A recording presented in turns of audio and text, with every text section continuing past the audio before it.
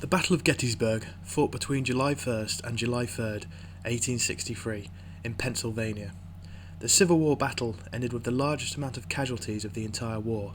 Considered the turning point, the battle ended General Robert E. Lee's attempt to invade the northern states. After rebel victories in Virginia, General Lee led his army north, hoping to shift the conflict further towards the northern cities and influence the Union politicians into settling for peace. Under the directive of Abraham Lincoln, a large Union army under the command of Joseph Hooker, soon to be replaced by George Meade, acted as a buffer between Lee's Confederate force and Washington, D.C. Lee's force, now aware of the Union army, headed for the town of Gettysburg in an attempt to goad the Union into battle. On the 1st of July, both armies encountered one another.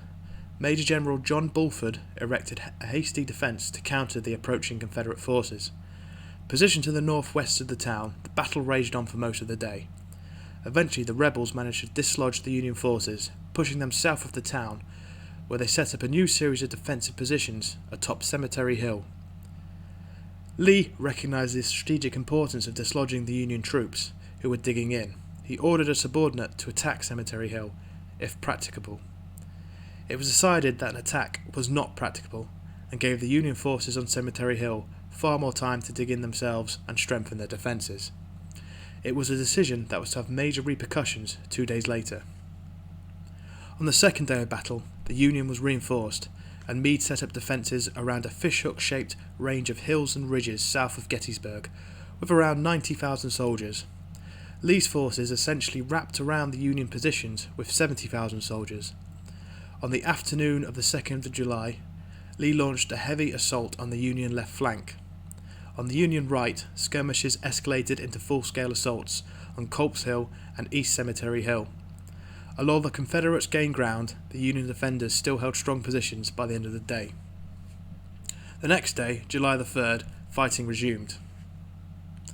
Cavalry battles raged to the east and south, but the main event was a dramatic infantry assault by 12,500 Confederates against the centre of the Union line on Cemetery Ridge, known as Pickett's Charge.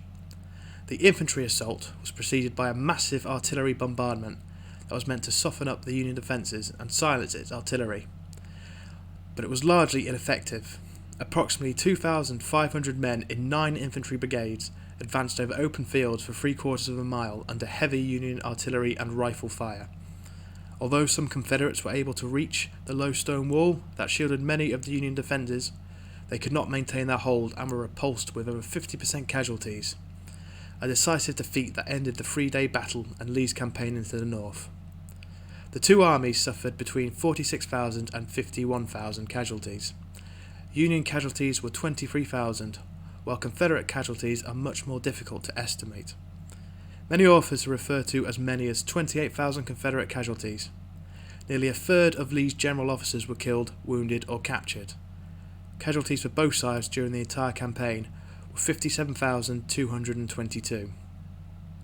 4 months later, on the afternoon of Thursday, November 19th, 1863, President Lincoln delivered the Gettysburg Address at the solemn Soldiers' Cemetery in Gettysburg itself, reiterating the purpose of the fight against the Confederates.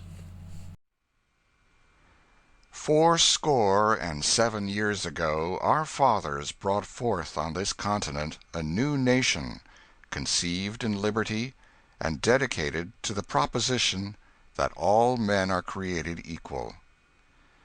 Now we are engaged in a great civil war, testing whether that nation, or any nation so conceived and so dedicated, can long endure.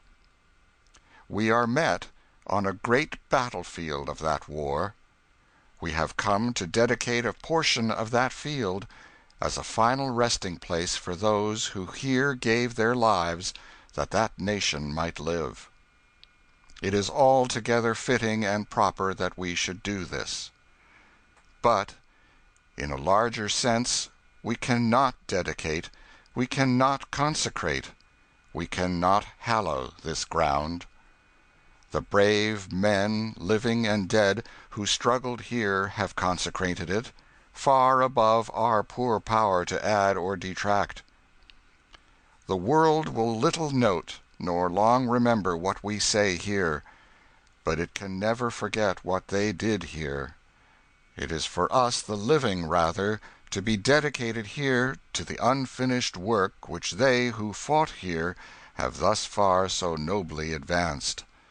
It is rather for us to be here dedicated to the great task remaining before us, that from these honored dead we take increased devotion to that cause for which they gave the last full measure of devotion, that we here highly resolve that these dead shall not have died in vain, that this nation, under God, shall have a new birth of freedom, and that government of the people, by the people, for the people, shall not perish from the earth.